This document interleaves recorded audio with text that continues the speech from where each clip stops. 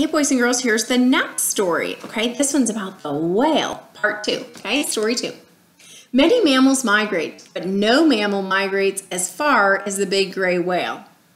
Any other mammal. It travels 6,000 miles and then back again, and most of the traveling is done on an empty stomach.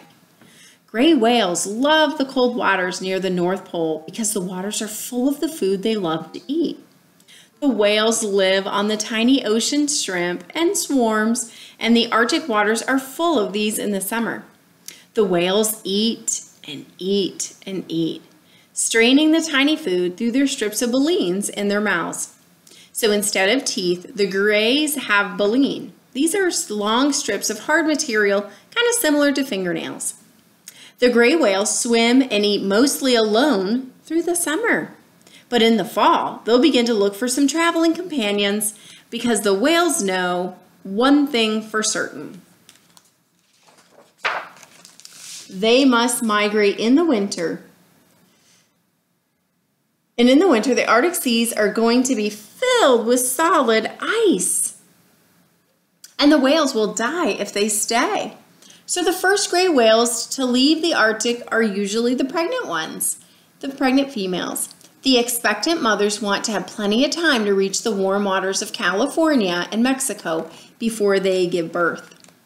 No mother wants to have a baby in the icy cold waters.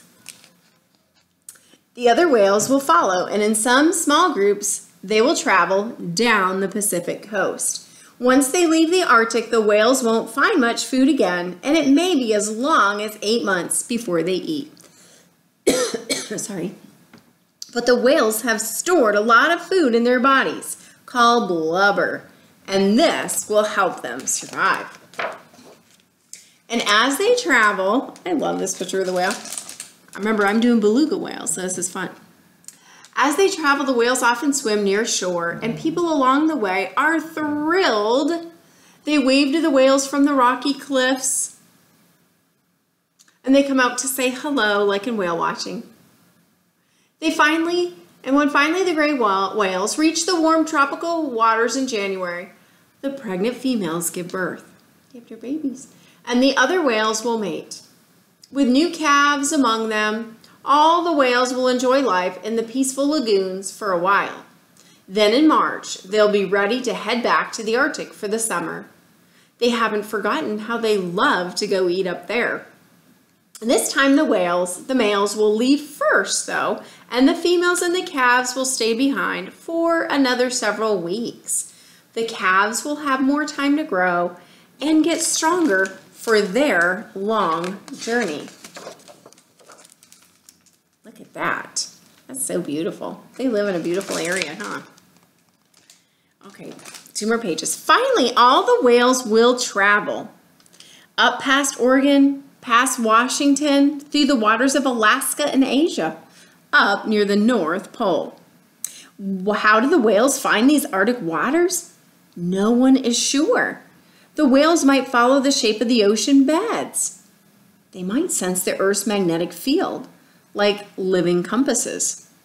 They may use echolocation, sending out sounds which bounce back and describe what is all around them. Who knows, right? But somehow the whales will travel that long 6,000 miles journey north, and they'll find the same chilly waters they left behind.